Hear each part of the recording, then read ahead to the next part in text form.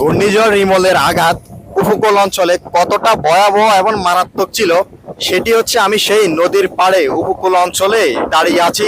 আমরা যদি আপনাদেরকে সেই দৃশ্যটা দেখাই, আসলে এত মারাত্মক এবং ভয়াবহ আঘাত ছিল।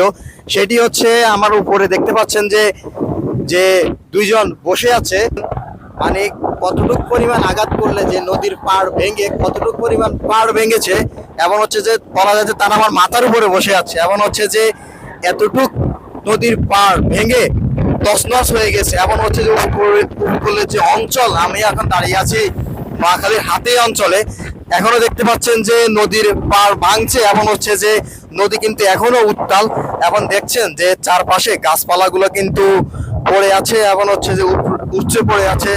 এবং যদি আমরা আপনাদেরকে দেখাই, এখানে আশেপাশে যে দোকানপাট ছিল সেগুলোই এই ঘূর্ণিঝড় রিমেলের আঘাতে তছনছ হয়ে গেছে।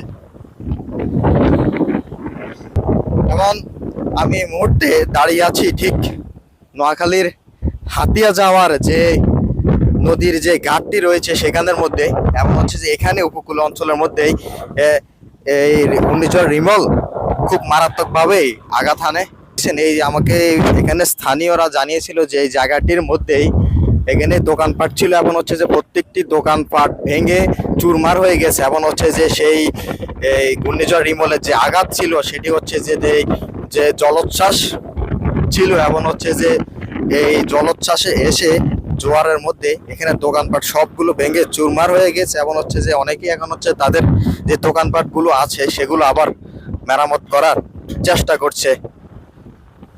আসলে দেখতেছেন যে এখানে যে দোকানপাটগুলো ছিল, যে ঘূর্ণিঝড় রিমলের আঘাত এবং হচ্ছে যে নদীর উত্তাল ঢেউয়ের আঘাতে প্রত্যেকটি দোকান এখানে তছনছ হয়ে যায়, এবং হচ্ছে যে প্রত্যেকটি দোকান এখানে তলিয়ে যায়।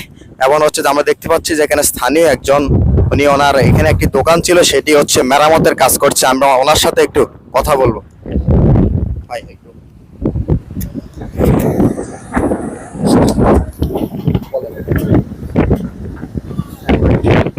এখানে বিষয়টা ছিল আপনার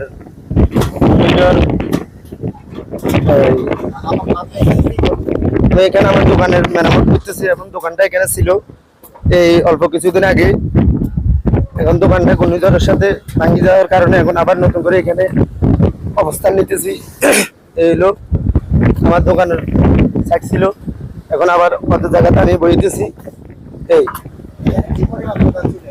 এখানে দোকান ছিল একবার ওই যে নদী নর্মালে, আরো নদী তো এখন আমি যেখানে আরো 10-20 হাত আরো ওইদিকে ছিল, ওইখানে আবার আর একটা দোকান ছিল, এখন ওইখানে নিছি। এটা এখানে ছিল, এখন আবার এটা এখানে বসাইতেছি। এই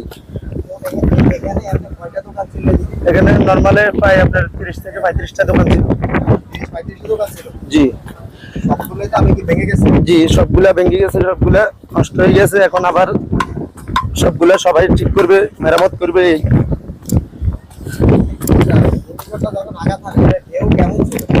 অনেক অনেক, ওইটা বলি বুঝাবার মতন না, ওইটা মুখে বলি বুঝাবার মতন না।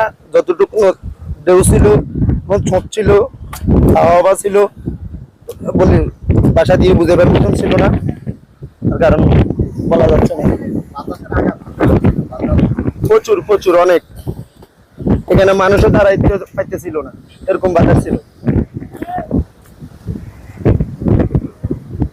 কোনটা শুনছিলেন যে এখানে 30 থেকে 35টির মতো দোকান ছিল। আপনারা দেখতে পাচ্ছেন যে এখনো কিন্তু দোকান যে ছিল বা এখানে ঘর বাড়ি ছিল তার কিন্তু কিছু ছিন্ন জিনিসপত্র রয়ে গেছে। দেখতে পাচ্ছেন ইটের অংশগুলো রয়ে গেছে এখানে। যে ঘূর্ণিঝড়ের আঘাতটি এতই ভয়াবহ এবং কঠিন ছিল, যার কারণে হচ্ছে যে এখানে প্রত্যেকটি দোকান হচ্ছে যে ঘর বাড়িগুলো পুরো লন্ডভন্ড হয়ে যায়। এবং হচ্ছে যে এখানে স্থানীয় যারা বসবাসকারী মানুষ আছেন তারা হচ্ছে যে জীবনের বাঁচাতে, জীবনের তাগিদে হচ্ছে তারা নিরাপদ জায়গায় আশ্রয় নেয়, এবং হচ্ছে তারা তাদের দোকানের জিনিসপত্র তেমনটা তারা সরাতে পারেনি, এমনটাই তারা জানিয়েছে।